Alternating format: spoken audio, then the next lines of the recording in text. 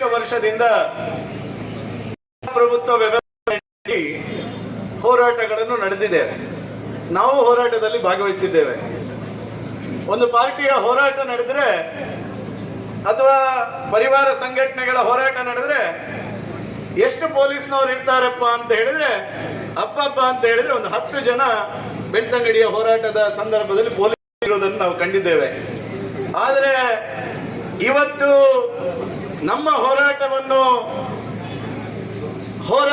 ಈ ಹೋರಾಟದಲ್ಲಿ ಭಾಗವಹಿಸಿರ್ತಕ್ಕಂಥ ಪೊಲೀಸರ ಸಂಖ್ಯೆ ಎಷ್ಟು ಅಂತ ಹೇಳಿದ್ರೆ ಸುಮಾರು 2 ವ್ಯಾನ್ಗಳು ನನ್ನ ಕಣ್ಣೆದುರಿಗೆ ಕಾಣ್ತಾ ಇದೆ. ಸುಮಾರು 200ಕ್ಕಿಂತಲೂ ಹೆಚ್ಚು ಪೊಲೀಸ್ನವರು ಇದ್ದಾರೆ. ಇದರ ಈ ರೀತಿಯ ವ್ಯವಸ್ಥೆಗಳು ಇಲ್ಲಿ ಆಗಲಿಕ್ಕೆ ಕಾರಣ ಏನು ಅಂತ ಹೇಳಿದ್ರೆ ಬೆಳ್ತಂಗಡಿಯ ಭಾರತೀಯ ಜನತಾ ಪಾರ್ಟಿಯ ಕಾರ್ಯಕರ್ತರನ್ನು ಯಾವತ್ತೂ ಬಿಡೋದಿಲ್ಲ, ನಾವು ರಸ್ತೆಗೆ ಇಳಿತೇವೆ ಅಂತ ಭಾರತೀಯ ಜನತಾ ಪಾರ್ಟಿಯ ಶಕ್ತಿ ಇವತ್ತು ಈ ಮಟ್ಟದಲ್ಲಿ ಪೊಲೀಸ್ ಇಲಾಖೆಯನ್ನು ರಸ್ತೆಗಿಳಿಸ್ತಕ್ಕಂಥ ಪ್ರಯತ್ನ ಕಾಂಗ್ರೆಸ್ನವರು ಹೆದರಿ ಈ ರೀತಿಯಲ್ಲಿ ಮಾಡಿದ್ದಾರೆ ಅನ್ನುವಂಥದ್ದನ್ನು ನಾನು ಹೇಳ್ತಾ ಭಾರತೀಯ ಜನತಾ ಪಾರ್ಟಿಯ ಕಾರ್ಯಕರ್ತರ ಹೋರಾಟಕ್ಕೆ ಜಯ ಆಗಿದೆ ಅನ್ನುವಂಥದ್ದನ್ನು ನಾನು ಈ ಸಂದರ್ಭದಲ್ಲಿ ಹೇಳಲಿಕ್ಕೆ ನಾನು ಇಷ್ಟಪಡ್ತೇನೆ. ಬಂಧುಗಳೇ, ಬೆಳ್ತಂಗಡಿಯಲ್ಲಿ ದ್ವೇಷದ ರಾಜಕಾರಣ ಇರಲಿಲ್ಲ. ಹರಿಯಾಣ ಹೇಳಿದಾಗೆ ಶಾಸಕರು ಯಾವತ್ತೂ ದ್ವೇಷದ ರಾಜಕಾರಣ ಮಾಡಿದವರಲ್ಲ. ಅವರು ಯಾರು ದ್ವೇಷದ ರಾಜಕಾರಣದ ಬಗ್ಗೆ ಚಕಾರ ಎತ್ತಿದ ಉದಾಹರಣೆಗಳು, ಪ್ರತಿಭಟನೆಗಳು ಅಥವಾ ಮಾತುಗಳು ಇಲ್ಲ ಪ್ರಸಾದ್ಜಿ. ಆದರೆ ಇವತ್ತು ಕಳೆದ 1 ವರ್ಷದಿಂದ ನಮ್ಮ ತಾಲೂಕಿನಲ್ಲಿ ನಡೀತಕ್ಕಂಥ ದ್ವೇಷದ ರಾಜಕಾರಣ ವಿನಾಕಾರಣ ಯುವ ಮೋರ್ಚಾದ ಅಧ್ಯಕ್ಷ ಶಶಿರಾಜ್ ಮೇಲೆ FIR ಅನ್ನು ಹಾಕಿ ಪೊಲೀಸ್ ಇಲಾಖೆಯ ಮೇಲೆ ಒತ್ತಡವನ್ನು ಹಾಕಿ ಅರೆಸ್ಟ್ ಮಾಡಿಸ್ತಾರೆ. ಅದೇ ರೀತಿ ಒಬ್ಬ ಸಾಮಾನ್ಯ ಕಾರ್ಯಕರ್ತ ಪ್ರಮೋದ್ ಮಾಡ್ತಕ್ಕಂಥ ವ್ಯವಹಾರವನ್ನು ಹತ್ತಿಕ್ಕಬೇಕೆನ್ನುವಂತ ಕಾರಣಕ್ಕೋಸ್ಕರ FIR ಮಾಡಿಸ್ತಾರೆ. ಭಾರತೀಯ ಜನತಾ ಪಾರ್ಟಿಯ ST ಮೋರ್ಚಾದ ಅಧ್ಯಕ್ಷ ರಾಜೇಶ್ ಮಲೆಗುಡಿ ಅವರೇ ವಿನಾಕಾರಣ ತಲವಾರ್ ಕಾಂಗ್ರೆಸ್ನ ಒಬ್ಬ ಪುಡಾರಿ ಹತ್ಯೆಯನ್ನು ಮಾಡಲಿಕ್ಕೆ ಸಂಚು ಹಾಕಿಸಿ ಹತ್ಯೆಯನ್ನು ಮಾಡುವ ಪ್ರಯತ್ನವನ್ನು ಮಾಡ್ತಾನೆ. ಆ ಕಳಂಜದ ಉಮಾಮಹೇಶ್ವರ ದೇವರ ಆಶೀರ್ವಾದದಲ್ಲಿ 1 ಇಂಚು ಅಂತರದಿಂದ ಪ್ರಾಣಾಪಾಯದಿಂದ ರಾಜೇಶ್ ಪಾರಾಗ್ತಾರೆ. 1 ವರ್ಷದಲ್ಲಿ ಈ ರೀತಿ ಒಂದು ಜನಸಾಮಾನ್ಯರು ಕಾರ್ಯಕರ್ತರ ಮೇಲೆ ದ್ವೇಷದ ರಾಜಕಾರಣ ಮಾಡಿರ್ತಕ್ಕಂಥ ಈ ರೀತಿಯ ರಾಜಕಾರಣ ಪ್ರಾಯಶಃ ಕರ್ನಾಟಕ ರಾಜ್ಯದ ಯಾವುದೇ ವಿಧಾನಸಭಾ ಕ್ಷೇತ್ರದಲ್ಲಿ ನಡೆಯಲಿಕ್ಕೆ ಸಾಧ್ಯ ಇಲ್ಲ. ಪ್ರಾಯಶಃ ಇದಕ್ಕೆ ಕಾರಣ ಮಲ್ಲೇಶ್ವರಂನಿಂದ ಆಗಮಿಸಿರ್ತಕ್ಕಂಥ ಆ ಪುಡಾರಿಯಿಂದಲೇ ಈ ರೀತಿಯ ರಾಜಕಾರಣ ನಡೀತಾ ಇದೆ ಅಂತ ನಾನು ಈ ಸಂದರ್ಭದಲ್ಲಿ ಹೇಳ್ತೇನೆ. ಪ್ರಾಯಶಃ ನಾನು ಈ ಸಂದರ್ಭದಲ್ಲಿ ಹೇಳ್ತೇನೆ, ದೇವರು ನಮ್ಮೊಟ್ಟಿಗಿದ್ದಾರೆ. ಕಾರಣಕ್ಕೋಸ್ಕರನೇ ಶಶಿರಾಜ್ಗೆ ನ್ಯಾಯಾಲಯ ಜಾಮೀನನ್ನು ಕೊಡುತ್ತದೆ, ಪ್ರಮೋದಿಗೆ ನ್ಯಾಯಾಲಯ ಜಾಮೀನು ಕೊಡುತ್ತದೆ.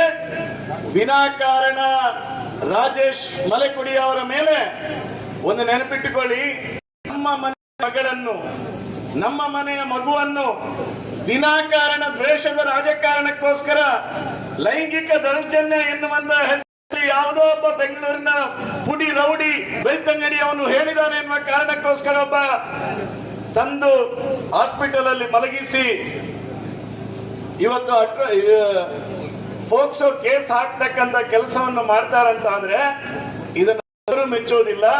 ನ್ಯಾಯಾಲಯವು ಸಹ ಪೋಕ್ಸೋ ಕೇಸಿನ ಅಡಿಯಲ್ಲಿ 5 ದಿವಸದಲ್ಲಿ ರಾಜೇಶ್ ಮಲೆಕುಡಿ ಅವರಿಗೆ ಜಾಮೀನನ್ನು ಮಂಜೂರು ಮಾಡುವ ಮೂಲಕ ಈ ರೀತಿಯ ದ್ವೇಷದ ರಾಜಕಾರಣ ನಾವು ಸೋಲಿಲ್ಲ ಎನ್ನುವಂಥದ್ದನ್ನು ನ್ಯಾಯಾಲಯವು ಸಮೇತ ಇವತ್ತು ಭಾರತೀಯ ಜನತಾ ಪಾರ್ಟಿಯ ಕಾರ್ಯಕರ್ತರ ನಿಂತಿರತಕ್ಕಂಥದ್ದನ್ನು ನಾವು ಇಲ್ಲಿ ಸಂದರ್ಭದಲ್ಲಿ ಉಲ್ಲೇಖ ಮಾಡಬೇಕು. ಬಂಧುಗಳೇ, ನಾನು ಈ ಸಂದರ್ಭದಲ್ಲಿ ಹೇಳ್ತೇನೆ, ಇವತ್ತು ಶಶಿರಾಜ್ ಬಿಡುಗಡೆಯಾಗಿ ಬಂದಿರತಕ್ಕಂಥದ್ದು, ಪ್ರಮೋದ್ ಆಂಟಿಸಿಪೇಟರ್ ಬೇಲ್ ಮೂಲಕ ಹೊರಗಡೆ ಬಂದಿರತಕ್ಕಂಥದ್ದು, ರಾಜೇಶ್ ಮಲೆಕುಡಿ ಅವರು ಆಂಟಿಸಿಪೇಟರ್ ಬೇಲ್ ಮೂಲಕ ಜಾಮೀನಿನ ಮೂಲಕ ಬಿಡುಗಡೆಗೊಂಡ್ರು ಇವತ್ತು ಆಸ್ಪತ್ರೆಯಲ್ಲಿ ಚಿಕಿತ್ಸೆಯಲ್ಲಿದ್ದಾರೆ, ಮಂಗಳೂರಿನ ಆಸ್ಪತ್ರೆಯಲ್ಲಿ ಚಿಕಿತ್ಸೆಯಲ್ಲಿದ್ದಾರೆ. ಇವರು ಎಷ್ಟು ದ್ವೇಷದ ರಾಜಕಾರಣ ರಾಜೇಶ್ ಮಲೆಕುಡಿ ಅವರ ಮೇಲೆ ಮಾಡಿದ್ರು ಅಂತ ಹೇಳಿ ಬೆನಕದಲ್ಲಿ ಅಡ್ಮಿಟ್ ಆಗಿದ್ರು. ರಾಜೇಶ್ ಅವರು ಬೆನಕದಲ್ಲಿ ಅಡ್ಮಿಟ್ ಆಗಿ ಇನ್ನೂ ಅವರ ವಾಸಿಯಾಗಿರ್ಲಿಲ್ಲ. ಅದೇ ಸಂದರ್ಭದಲ್ಲಿ ಮಂಗಳೂರಿನ DHO ಮೂಲಕ ಈ ಕಾಂಗ್ರೆಸ್ನ ಸರ್ಕಾರದ ಮಂತ್ರಿಗಳು, ಬೆಳ್ತಂಗಡಿ ತಾಲೂಕಿನ ಕಾಂಗ್ರೆಸ್ನ ಪುಡಾರಿಗಳ ಆಜ್ಞೆಯ ಮೇರೆಗೆ DHO ಅವರು ಬೆನಕ ಆಸ್ಪತ್ರೆಯ ವೈದ್ಯಾಧಿಕಾರಿಗಳು ಹೇಳ್ತಾರೆ, ತಕ್ಷಣ ರಾಜೇಶ್ ಅನ್ನು ನೀವು ಡಿಸ್ಚಾರ್ಜ್ ಮಾಡಬೇಕು ಅಂತ ಹೇಳಿ. ಯಾವಾಗ ರಾಜೇಶ್ ಹೋಗಿ ಅಡ್ಮಿಟ್ ಆಗ್ತಾರ, ಅಲ್ಲಿಂದ ಮೊನ್ನೆವರೆಗೂ ಬೇಲ್ ಆಗುವವರೆಗೂ ಒಬ್ಬ ಪೊಲೀಸ್ ಪೇದೆಯನ್ನು ಅವರ ರೂಮಿನಲ್ಲಿ ಕೂರಿಸ್ತಕ್ಕಂಥ ಕೆಲಸವನ್ನು ಮಾಡ್ತಾರೆ. ಯಾಕಂತ ಹೇಳಿದ್ರೆ ಇಮ್ಮಿಡಿಯೇಟ್ ಡಿಸ್ಚಾರ್ಜ್ ಮಾಡಿ ಅರೆಸ್ಟ್ ಮಾಡಬೇಕು ಅಂತ ಒಂದು ಷಡ್ಯಂತ್ರವನ್ನು ರೂಪಿಸಿರುವ ಕಾರಣಕ್ಕೋಸ್ಕರ ನಾನು ಹೇಳ್ತೇನೆ, ಭಾರತೀಯ ಜನತಾ ಪಾರ್ಟಿ ಹಿಂದೂ ಧರ್ಮದ ಆಧಾರದಲ್ಲಿ ರಾಜಕಾರಣ ಮಾಡತಕ್ಕಂಥ ಪಾರ್ಟಿ, ಹಿಂದೂ ಧಾರ್ಮಿಕ ಶ್ರದ್ಧೆಯನ್ನು ಉಳಿಸಿರ್ತಕ್ಕಂಥ ಪಾರ್ಟಿ. ನೀವು ಯಾವುದೇ ರೀತಿಯಾಗಿರ್ತಕ್ಕಂಥ ಈ ರೀತಿಯ ಷಡ್ಯಂತ್ರಗಳನ್ನು ರೂಪಿಸಿದ್ರೆ ನಾವು ನಂಬಿರ್ತಕ್ಕಂಥ ದೇವರು ನಮಗೆ ರಕ್ಷಣೆಗೆ ಬರ್ತಾರೆ ಅನ್ನೋದಕ್ಕೆ 3 ಜನರಿಗೆ ಸಿಕ್ಕಿರ್ತಕ್ಕಂಥ ಜಾಮೀನೇ ಸಾಕ್ಷಿ ಅನ್ನುವಂಥದ್ದನ್ನು ನಾನು ಈ ಸಂದರ್ಭದಲ್ಲಿ ಹೇಳ್ತೇನೆ. ಬಂಧುಗಳೇ, ಈ ರೀತಿಯ ದ್ವೇಷದ ರಾಜಕಾರಣವನ್ನು ನಿಲ್ಲಿಸತಕ್ಕಂಥ ಕೆಲಸವನ್ನು ಬೆಳ್ತಂಗಡಿಯ ಕಾರ್ಯಕರ್ತರು, ಬೆಳ್ತಂಗಡಿಯ ಮತದಾರರು ಮಾಡ್ತಾರೆ. ನಾವು ಹೇಳ್ತಾ ಇದ್ವಿ, ನಿಮ್ಮನ್ನು ಇಲ್ಲಿಂದ ಮಲ್ಲೇಶ್ವರ ಪಾರ್ಸಲ್ ಮಾಡ್ತಾರೆ ಅಂತ ಹೇಳಿ. ನಾವು ಬಿಜೆಪಿಯ ಕಾರ್ಯಕರ್ತರು ಚಿಂತನೆ ಮಾಡಬೇಕಾದಂತಹ ಅವಶ್ಯಕತೆನೇ ಇಲ್ಲ. ನಾನು ನಿಮ್ಮ ಮುಂದೆ ಈ ಸಂದರ್ಭದಲ್ಲಿ ವಿಶ್ವಾಸದಲ್ಲಿ ಹೇಳ್ತೇನೆ, ಇನ್ನು ಕೆಲವೇ ವರ್ಷಗಳ ಒಳಗಡೆ ಕಾಂಗ್ರೆಸ್ಸಿನ ಬೆಳ್ತಂಗಡಿ ನಾಯಕರೇ ಅವನನ್ನು ಮಲ್ಲೇಶ್ವರಂಗೆ ರಿಕ್ಟ್ ಮಾಡುವಂತ ಕೆಲಸವನ್ನು ಮಾಡ್ತಾರೆ. ಅದಕ್ಕೆ ಬಿಜೆಪಿಯ ಕಾರ್ಯಕರ್ತರ ಅವಶ್ಯಕತೆನೇ ಇಲ್ಲ, ಬಿಜೆಪಿ ಕಾರ್ಯಕರ್ತರ ಅವಶ್ಯಕತೆನೇ ಇಲ್ಲ. ಇವತ್ತು ಕಾಂಗ್ರೆಸ್ನ ಕಾರ್ಯಕರ್ತರು ಹೇಳ್ತಕ್ಕಂಥ ಪರಿಸ್ಥಿತಿ ನಿರ್ಮಾಣ ಆಗಿದೆ. ಎಂಗ್ಲಿಗೆ ಪೋದು ಎಂಚಿನ ಬತ್ತೆ ಮಾರೆ ಅಂತ ಹೇಳುವಂಥದ್ದು ನಾವು ಹೇಳುವಂಥದ್ದಲ್ಲ, ಗ್ರಾಮೀಣ ಮಟ್ಟದ ಕಾಂಗ್ರೆಸ್ನ ಕಾರ್ಯಕರ್ತರು ಹೇಳತಕ್ಕಂಥ ಪರಿಸ್ಥಿತಿಗೆ ಇವತ್ತು ಬಂದಿರತಕ್ಕಂಥದ್ದು. ಇವತ್ತು ಸಾಮಾನ್ಯ ತಾಯಿಯಂದ್ರು ಹೇಳ್ತಾರೆ, ನಮ್ಮ ತಾಲೂಕಿನಲ್ಲಿ ಈ ರೀತಿಯ ರಾಜಕಾರಣ ನಾವು ಕಾಣಲಿಲ್ಲ. ನಮ್ಮ ಮನೆಯ ಮಕ್ಕಳು ಸಮಾಜದ ಅಭಿವೃದ್ಧಿಗೋಸ್ಕರ ಭಾರತೀಯ ಜನತಾ ಪಾರ್ಟಿಯಲ್ಲಿ ಅನೇಕ ವರ್ಷದಿಂದ ಕೆಲಸ ಮಾಡ್ತಾ ಇದ್ದಾರೆ. ಅನೇಕ ವರ್ಷದಿಂದ ಕಾಂಗ್ರೆಸ್ನಲ್ಲಿ ಕೆಲಸ ಮಾಡಿರ್ತಕ್ಕಂಥ ಕಾರ್ಯಕರ್ತರು ಇದ್ರು. ಈ ರೀತಿಯ ರಾಜಕಾರಣವನ್ನು ನಾವು ಈ ರೀತಿಯ ದ್ವೇಷದ ರಾಜಕಾರಣವನ್ನು ನೋಡ್ಲಿಲ್ಲ ಎನ್ನುವಂಥದ್ದನ್ನು ಬೆಳ್ತಂಗಡಿಯ ತಾಲೂಕಿನ ತಾಯಂದಿರ ಮನಸ್ಸಿಗೆ ಅಂತ ಹೇಳಿದ್ರೆ ಖಂಡಿತ ಈ ತಾಯಂದಿರ ಶಾಪ ಯಾರು ಈ ರೀತಿಯ ದ್ವೇಷ ರಾಜಕಾರಣ ಅವರಿಗೆ ತಟ್ಟದೆ ಎನ್ನುವಂತ ಮಾತನ್ನು ಈ ಸಂದರ್ಭದಲ್ಲಿ ಹೇಳ್ತೇನೆ. ಇವತ್ತು ನಮ್ಮ ತಾಲೂಕಿನಲ್ಲಿ 2 ತಿಂಗಳ ಹಿಂದೆ ಒಂದು ಹೋರಾಟ ಆಗಿತ್ತು. ಭಾರತೀಯ ವಿದ್ಯಾರ್ಥಿ ಪರಿಷತ್ನ ಕಾರ್ಯಕರ್ತರು ನೇಹಾ ಹತ್ಯೆಯನ್ನು ಖಂಡಿಸಿ ಒಂದು ಪ್ರತಿಭಟನೆಯನ್ನು ಬೆಳ್ತಂಗಡಿಯಲ್ಲಿ ಮಾಡಿದ್ರು.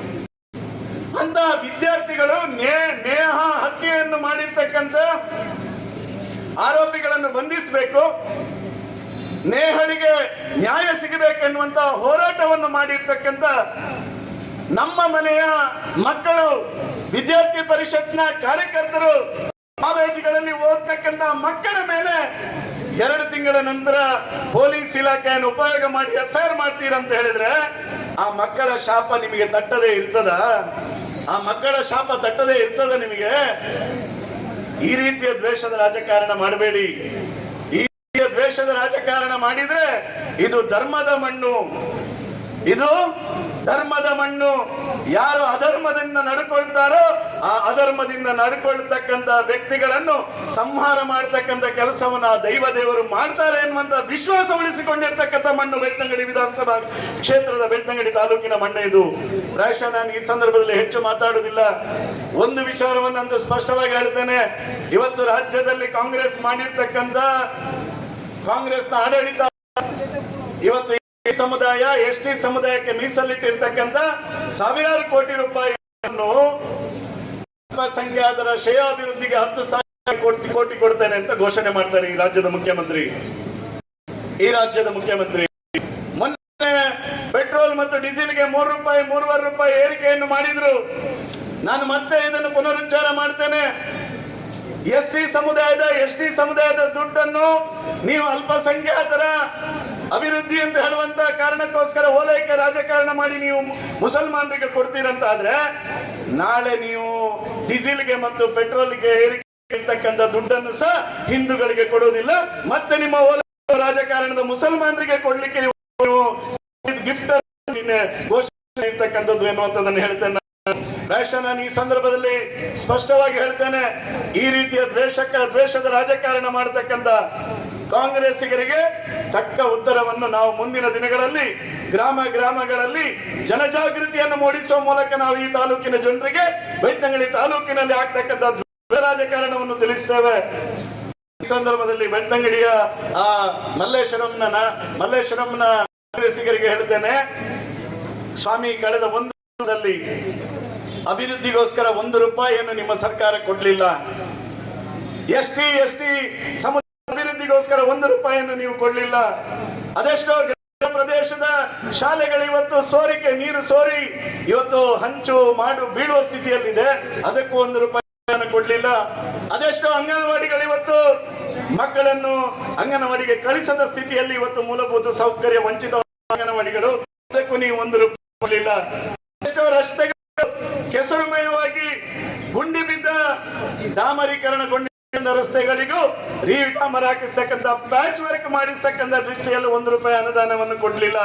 ನಿಮ್ಮ ಪೌರುಷ ಇದ್ರೆ ಈ ತಾಲೂಕಿನ ಅಭಿವೃದ್ಧಿಯ ದೃಷ್ಟಿಯಿಂದ ನಿಮ್ಮ ಸರ್ಕಾರವನ್ನು ಉಪಯೋಗ ಮಾಡಿಕೊಂಡು ಬೆಳ್ತಂಗಡಿಯ ಅಭಿವೃದ್ಧಿ ಮಾಡಿದ್ರು ತೋರಿಸಿ. ನೀವು ಅದನ್ನು ಬಿಟ್ಟು ದ್ವೇಷದ ರಾಜಕಾರಣವನ್ನು ಮಾಡಿದ್ರೆ ಖಂಡಿತ ಈ ತಾಲೂಕಿನ ಜನ ಅದಕ್ಕೆ ಉತ್ತರವನ್ನು ಕೊಡ್ತಕ್ಕಂಥ ಕೆಲಸವನ್ನು ಮಾಡ್ತಾರೆ ಅನ್ನುವಂತ ಮಾತನ್ನು ಈ ಸಂದರ್ಭದಲ್ಲಿ ಹೇಳ್ತೇನೆ.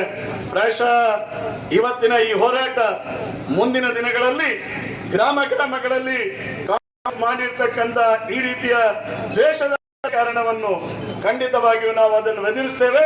ಮುಂದಿನ ತಾಲೂಕು ಪಂಚಾಯತ್ ಜಿಲ್ಲಾ ಪಂಚಾಯತ್ ಚುನಾವಣೆಯಲ್ಲಿ ಕಾಂಗ್ರೆಸ್ ಮುಕ್ತ ಬೆಳ್ತಂಗಡಿ ಮಾಡತಕ್ಕಂಥ ಸಂಕಲ್ಪವನ್ನು ಭಾರತೀಯ ಜನತಾ ಪಾರ್ಟಿಯ ಕಾರ್ಯಕರ್ತರು ಇವತ್ತಿನ ಈ ಹೋರಾಟದ ಮೂಲಕ ನಾವು ಕೈಗೆತ್ತಿಕೊಳ್ಳುತ್ತೇವೆ ಎನ್ನುವಂತಹ ಮಾತು ಸಂದರ್ಭದಲ್ಲಿ ಹೇಳ್ತಾ, ಈ ರೀತಿಯ ರಾಜಕಾರಣವನ್ನು ನಿಲ್ಲಿಸಿ ಭಾರತೀಯ ಜನತಾ ಪಾರ್ಟಿ ಯಾವತ್ತಿದ್ರೂ ಜನಪರವಾಗಿ ಜನರ ಹಿತದೃಷ್ಟಿಯಿಂದ ಅಭಿವೃದ್ಧಿಯ ದೃಷ್ಟಿಯಿಂದ ಕೆಲಸ ಮಾಡತಕ್ಕಂಥ ಪಾರ್ಟಿ.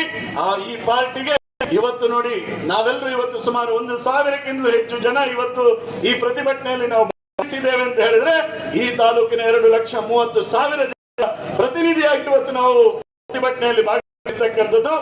ಈ ಮೂಲಕ ಪೊಲೀಸ್ ಅಧಿಕಾರಿಗಳಿಗೆ ನಾನೊಂದು ಹೇಳಿಕೆಯನ್ನು ಕೊಡ್ತೇನೆ, ವಿನಂತಿಯನ್ನು ಮಾಡ್ತೇನೆ. ಕಾಂಗ್ರೆಸ್ ಸರ್ಕಾರ ಇದೆ ಎನ್ನುವ ಕಾರಣಕ್ಕೋಸ್ಕರ ಉಂಡಾಡಿ ಗುಂಡನ ರೀತಿಯಲ್ಲಿ ವರ್ತನೆ ಮಾಡಬೇಡಿ. ಕಾನೂನು ಏನಿದೆ, ಕಾನೂನಿನ ನಿಯಮಗಳೇನಿದೆ ಅದರ ಆಧಾರದಲ್ಲಿ ಕಾರ್ಯವನ್ನು ಮಾಡಿ. ಇಲ್ಲದಿದ್ರೆ ಮತ್ತೆ 3 ವರ್ಷ 4 ವರ್ಷದ ನಂತರ ಭಾರತೀಯ ಜನತಾ ಪಾರ್ಟಿ ರಾಜ್ಯ ಅಧಿಕಾರವನ್ನು ನೆನಪನ್ನು ಇಟ್ಟುಕೊಂಡು ನೀವು ಆಡಳಿತವನ್ನು ಮಾಡುವಂತಹ ಸೂಚನೆಯನ್ನು ಸಹ ಈ ಸಂದರ್ಭದಲ್ಲಿ ಎಲ್ಲರಿಗೂ